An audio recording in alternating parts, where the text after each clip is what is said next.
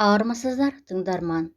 Әңгімені соңына дейін тыңдап, лайк басып, қазақша контентті қолдап, менің YouTube арнама тіркелуді ұмытпаңыздар. Ұялмайтын бетке шаршамайтын шақ береді екен-ау. Құдай деген, япырмай, сол адамды көрген сайын таңырқаймын. Ол менің ауылымның кейіпкері. Аты Ботпа. Атына заты сай Ботпа десе Ботпа. Орта жастағы әйел, толық денелі, келте мұрынды, шикіл сары, денесінен үнемі тердің ащы иісі мүңкіп тұрады. Үйлі жайлы, балалы жағалы. Ол әйелдің бір ерекшелігі, бір нәрсенің шет жағасын әйтеуір естесе болды. Ары қарайғысын өзі біледі. Қиял дегенің керемет дамыған. Әттең оқымай қалған. Әйтпесе, керемет фантастикалық шығармалардың авторы болары қақ. Өрістен күнде кеш қайтуды әдет етіп алған сиырына көрші жас келіншек ұрсып жүр. Күнде кеш келетініңді қайдан шығардың? Қаңғып кетесің. Іздеп таба алмаймын. Қай жаққа қашқансың, а? Деген сөздерді дарбазаның сыртынан ести сала, ертесіне Ботпа көрші кемпірге: әй, әлгі мына жап-жас келіншектің күйеуі басқа әйелдерге барып қыдыратын көрінеді. Қайда қаңғисың? Күнде кеш келесің. Кеше ол ұрысып жатты күйеуіне. Қойшай, бұл күнгі еркектердің кәрі жасы бәрі бұзылып кеткен. Рас-ау, кеше ғана үйленбеп пе еді?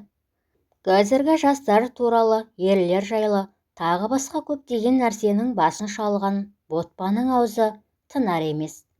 Ендігі жерде халықаралық жағдайға көшіп, радиодан естігендерін, әлде біреудің аузынан естігендері ме, қым-қуыт телесериалдардан көргендері бар сампылдап отыр. Кеше Американың бір самолеті құлап, 1-2 мың адам өліпті. Қойшей, соншама адам сиятын самолет бола ма? Болады. Оны айтасың, әуелі ана Марсел қашып кетіпті, бүкіл ақшаны алып. Оның кім еді тағы? Қазір көрсетіп жатқан киноны айтам да? Құдай-ай, тағы біреудің әйелін алып қашып кетті ме? Десем, сенің білмейтінің жоқ қой. Дарбазаның артында отырып-ақ, үйден шықпай-ақ бәрін біліп отырасың. Әлгі оңғабайдың баласын іспет деген аурумен ауырады деп, ауданға жатқызып қойыпты доғдырлар. О не тағы? Ол сондай жазылмайтын ауру екен. Денесі біртіндеп шіріп, бәрі құрып өліп қалады екен. Қасында отырып сөйлессе де шыға беретін көрінеді. Осы тұсқа келгенде манадан үндемей отырған отағасы шыдамады. Оттай береді екен ғой, не болса соны. Ширек ғасырдан астам бірге өмір сүрген әйелінің аузына қақпақ бола алмасын білген соң, шал жеңіліп қойған еді. Тіпті шыдамағанда арындап, көбін өтірік айтып отырған әйеліне өстіп, секіп қалатында. Ол да қалыспады. Оттамасаң оттама. Жасаңдығы бар, 4 жылдық білімі бар, орысшалап, тіл сындыратыны да әжептәуір. Осындай өзінің артықшылықтарын шалынан жоғары қоятында десте бермейтін ол. Анау жатқан кәсеттен оқыдым, ал қайтесің, деді. Арабша ғана хат танитын шал тағы мүдіреді. Шынында да, кім біледі, аумалы төкпелі заман ғой. Солай болса болып жатқан шығар. Үйінде ғана емес, тіпті анда-санда бара қалған қонақта отырып та Ботпа аузын тыймайды.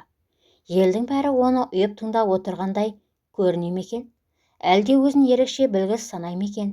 Әйтеуір айналасындағылар жақтырып, жақтырмай отырма, шаруасы шамалы. Шайды ішіп те, әңгімені айтып та үлгереді. Жастар бұрыла беріп күліп жатады. Кемпір-сампырлар еріндерін сылп еткізіп қояды. Ежелден осы ауылға келін болған әйелдің мінезі бұларға қанық. Құдай тағала мінездің қыры-сырын үйлестіріп бере қояды.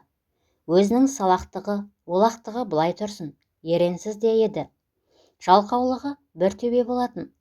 Баласына тігіп берген жейдесінің бір жеңінен қысқалау болып жүре беретін. Сырын білмейтін құдалар ауылына бара жатқанда балалары: Құдай үшін, аузыңды жауып тып-тыныш отыршы, дейтін. Бәле, енді сендер мені сөйлетіп алыңдаршы, деген бұлда. Үйренген ауыз жып еткенін қояма, дегендей, барған соң шыдамы сәл уақытқа жеткен әйел ағыл-тегіл кетті дерсің. Тақырыптар бірінен кейін бірі кетіп жатыр. Тіпті тақырып түйгесіліп жатса, бірдеңе деп аузын ашқанын сөзін қағып алып жалғастыра береді. Одағы әңгімешіл екен, тағы да айтыңыз, деп қояды құдалар жағы. Олар ілтипат білдіріп отырғанда бұл қайтсын. Қырық түрлі мәселенің басын шалып, естіген, көрген, білген, бұрынғы, қазіргі, болашақ дегендердің бәрінің басына су құйып шықты.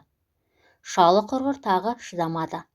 Әрі отырып, бері тұрып, әрі қозғалақтады, жөткірінді. Ботпа қарар емес. Ей, сарнамай қоясың ба түге? Саған кім сарнама деді? Сен де сарна. Онысы несей? Шынында, шал сөйлесе кім ұстап отыр екен? Өзінің көп сөйлемейтін мінезін. Бір сөйлесе, нықтап бірақ айтатынын, өзіне мың көретін шал тағы тұқырды. Япырмай, адамға адвокаттық талант та керек екен ау.